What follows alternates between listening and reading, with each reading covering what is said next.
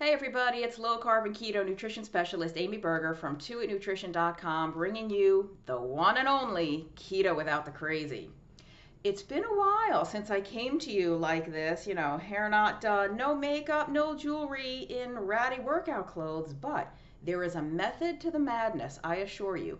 I just got back from a very, very long walk, and while I was walking, I got an idea to do this video topic, so I have to do it now while it's fresh in my mind and I feel really, energized about it. Before I get into that, though, I want to remind you that the End Your Cholesterol Confusion online course is coming very soon from Adapt Your Life in the Adapt Your Life Academy. You may have heard me mention the Keto Made Simple Masterclass and our Stall Slayer Masterclass. Tons and tons of very awesome feedback from those. We have a brand new course launching in November, taught by none other than the man himself, Dr. Eric Westman. It is all about cholesterol and cardiovascular disease. Whether or not you eat low carb or keto, this course is going to blow your mind. It's going to give you very high level science in very plain English so that you can understand what all that crazy cholesterol stuff means, and you can be empowered and feel confident to have an informed, respectful discussion with your doctor. There is a link below, just check it out. End Your Cholesterol Confusion. Not to be confused with End Your Carb Confusion, the book that Dr. Westman and I wrote together, but all things cholesterol. Our followers, fans, supporters have literally been begging us to make a course like this. You asked, we answered. End Your Cholesterol Confusion, link below. Okay, on to the topic. There are also 2 free PDF guides you can download, whether or not you even do the cholesterol course. 2 PDFs to download for free about cholesterol. And I know they're pretty good because I wrote them a little bit, maybe. One of them is 8 ways that ketogenic diets are good for heart health, and the other is 7 cholesterol myths busted. Okay, nothing Amy Berger likes more than busting nutritional myths. Okay, on to the topic. So I just got back from a walk. Yes, I live in North Carolina. Yes, it was like 81 degrees today, but sweating is good for you, and I can't afford a sauna, so I just do it, the freeway. Anyway, it is still warm during the day, but it's October. We're heading into autumn, my very, very favorite season. And I will just tell you, I love walking. And I wasn't power walking. This isn't an exercise walk. I go for very long walks multiple times a week, mostly for mental health more than anything. And also just to get some movement in, because I'm a writer and I work from home. Even before COVID, I worked from home. I have to inject periods of physical activity into my day, or I could easily just sit for hours and hours and hardly move at all. So I go for long walks, and when I walk, I am in the not so great habit of kind of focusing my eyes and my gaze straight downward, almost directly at my feet or at the ground just ahead of me. And of course I do. I don't want to trip. I don't want to, accidentally roll off the curb and break an ankle or something. I do want to keep myself safe. I have to look at what's coming up. But, and here's where all of this sort of comes in and why I wanted to do a video. It's getting to be autumn, and the leaves are just starting to change. We're in the South, so it's not, it usually happens later than it does up in New England and further north. But the leaves are just starting to get that red and orange tint. Many of them have fallen already. They're brown, they're crumbly and crispy. And there's a very, very distinct smell to the air in fall, especially in the evening. I don't know if it's because people have their fireplaces on, because it's still warm out, but there's like a smoky smell to the air. And even the blue of the sky is very different in October, to me anyway. And I don't know if it has to do with where the Earth is in its orbit around the sun, that like the angle of the sun's rays are different. Everything is so beautiful. This has always been my favorite time of year. But, and here's the thing though, if I had not looked up, right? I'm so focused on the ground right in front of me or looking at my feet. If I had not realized to stop and kind of look up and look around me, I would have missed the beauty of this day. I would have completely missed how gorgeous the colored leaves are and how absolutely stunning the juxtaposition of those colored leaves was against that phenomenally blue sky. And I went kind of around sunset, so even the color of the sunlight was like this orangey amber kind of light bathing it was absolutely beautiful.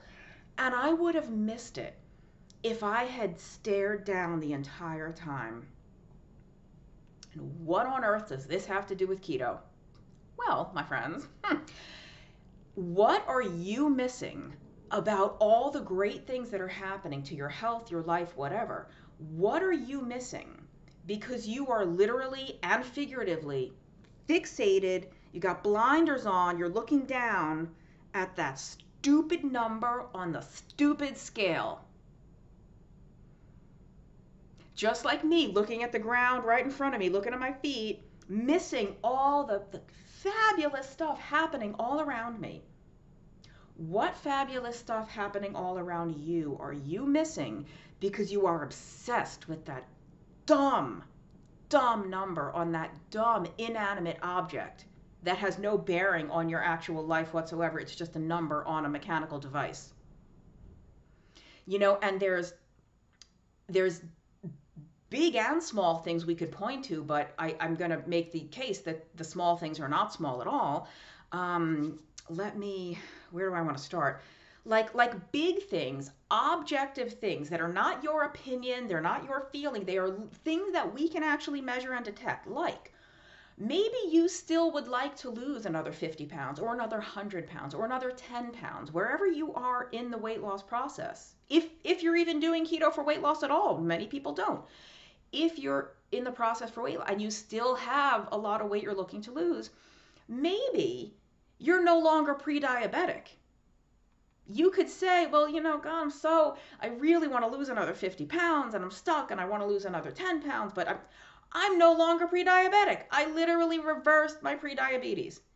Or I am no longer hypertensive. My blood pressure has been normal for 6 months or 6 weeks. I still have 80 pounds to lose, but my doctor cut my blood pressure medicine in half. Maybe you're still on the medicine, but the dose has been reduced. Maybe you still have diabetes, but you're on half the insulin you used to take. Or your A1C is still in the diabetic range, but you no longer use insulin. Maybe your blood sugar is better off medication than it was when you were on medication. Do you know what I mean? And even smaller things, again, which are not so small. How about, gosh, I haven't popped an antacid all month. I used to eat 3 of those a day. Every time I had a meal, I had to use those antacids. I was popping those things like candy.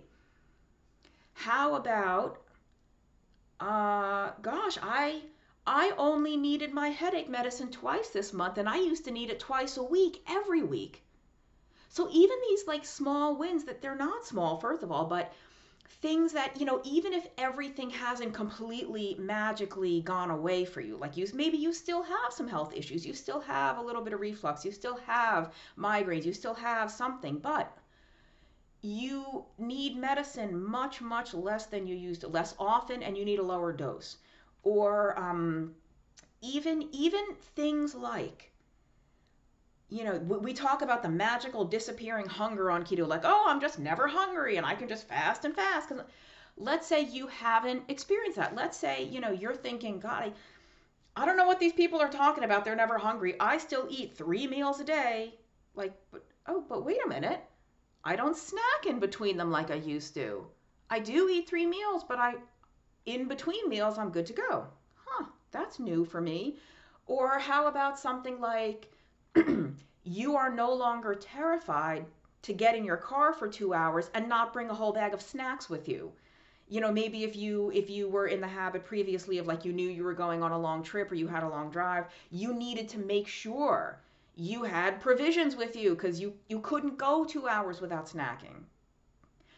What if you were the type that you had to have that emergency granola bar in your purse for that hangry moment so you don't kill somebody if you don't have a sugar fix, right? Or have a protein bar in your gym bag and you don't need that anymore.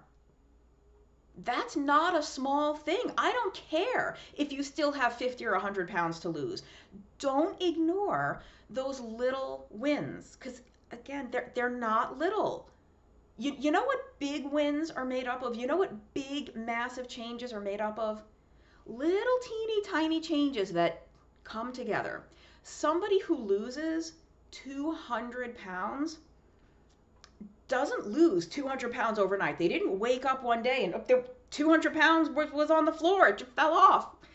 I wish, right? No.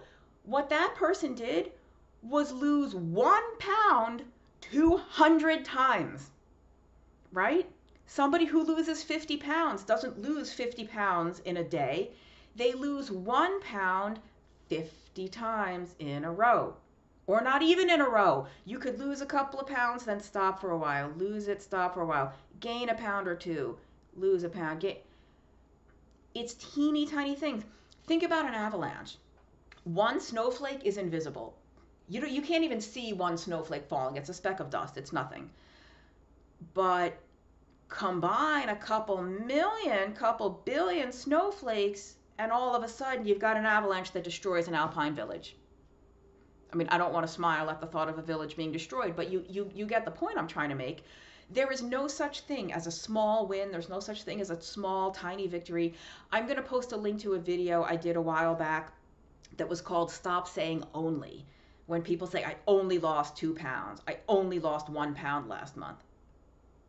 You lost a pound. Great. Do that 20 more times and you will be able to say you lost 20 pounds. Like, stop saying only. Stop dismissing these small things. I give you, not that you need Amy Berger's permission to do anything, but I'm giving you my permission, my blessing, my encouragement to celebrate the heck out of every good little positive thing, no matter how small you think it is. Because it's not small. You think it's small. It's not. So I encourage you to celebrate every little win, especially if you are wanting to lose a lot more weight and it's hard. It's really slow, or maybe it's not happening at all right now for a while. Pick your head up, shift your focus from that dumb scale, shift from looking down at that number and look up at all the other great things that are happening. Again, even if they're small, even if, let's say you never had diabetes or you never had PCOS, you never had reflux, you never had migraines, okay, forget all of that. Look at the other stuff. Maybe you are still eating 3 meals a day, which is no big deal, that's fine, but your sugar cravings are gone. Maybe you're eating 3 meals a day of good, solid, low carbohydrate, beautiful food. That's huge right there. Maybe you are snacking, which I have nothing against snacking. Like, if you're hungry, eat something. But maybe you're snacking on a hard-boiled egg or a piece of cheese or a handful of nuts or some cold leftover meat. Maybe your snack now is perfectly wholesome, nourishing food. Maybe your snack is not 2 bags of peanut M&Ms. Maybe your snack is no longer, a bag of Skittles or whatever, like a cupcake. I don't know. All of these count. They all count regardless of how much weight you want to lose or still have to lose or are not losing or what. I do not care. The other thing I want to say, the other kinds of things you can celebrate, I haven't mentioned this in a while, but I mentioned it in way previous videos, that I'm a Superman junkie. I love Superman. And I am a child of the 80s, so my Superman is Christopher Reeve. I know that many other actors have portrayed the role, and there's, comic book Superman, there's cartoon Superman. When I think Superman, I see Christopher Reeve. And so thinking about my walk earlier, I'm going through some very difficult personal stuff right now, and I've gained a lot of weight. It's actually not my diet. I think it's hormonal. Like, my diet has actually been pretty good, but that just goes to show what sleep and hormones and stress, what that can do to your weight, even when you eat low carb. Anyway, so I'm very uncomfortable in my physical body all day long, start to finish. But this is what, tie this back to Superman. My hero, one of my heroes, Christopher Reeve, probably would have given anything to be able to get out of that wheelchair and go for a walk. So I could have the wherewithal, even thinking about how much I do want to lose weight and how badly I want to be size X and how badly I want to be able to fit into certain things, like even thinking how strong that is. I could also put up a wall there and say, I'm so thankful that I have the physical capacity to be upright and walking. That I'm a military veteran. I did deploy to Iraq. I came home safe and sound in one piece. Some of my brothers and sisters in arms were not as fortunate. How grateful can I be that I can walk because I have two legs, and that I can, walk swinging my arms because I have two arms, and I wasn't blinded in a roadside explosion, so that I have the eyesight to see how beautiful the day was today, to see the amber and orange of those sunbeams coming through on the orangey and red leaves. My grandmother had emphysema. How fortunate am I that I have perfectly good lung function, lung capacity, that I could take deep breaths of that gorgeous, crisp smelling autumn air. All right, I'm bigger than I want to be. I've got a lot more body fat than I wish I was carrying. Okay, that is what it is. That's its own situation. I can still pick the head up and enjoy the physical stuff around me that is observable to anyone, but also have the intangible gratitude. And gratitude is so overblown. It is like, sometimes it annoys me when people talk about it, but hopefully this is helpful to you in some way. What can you be grateful for in your keto life, even apart from the whole, like, okay, I reversed my diabetes, or my blood sugar's it's not reversed yet, but it's getting much better. My hypertension is gone. My gout is gone. My migraines are gone. My skin tags disappeared. Whatever you can point to that anyone can see, or we can look at the lab numbers, great. There are those other things that you can be. You're just grateful you're off the blood sugar roller coaster. You're grateful you can go 4 hours between meals. Awesome. You're grateful that you're grateful, whatever. You could even be grateful. Many of you probably live in households where you're the only person eating keto, right? Your husband, your wife, your kids, your aunts, your elderly parents, whoever that you live with, or just roommates, housemates. Nobody else eats keto but you. It would be nice if they did. That would make it a whole lot easier for you, but you could also reframe it as, wow, how blessed is my family? How fortunate is my living situation that we can afford such a variety of different kinds of food? We've got their low carb, sugary stuff that they're eating, and we also have all my fabulous low carb food.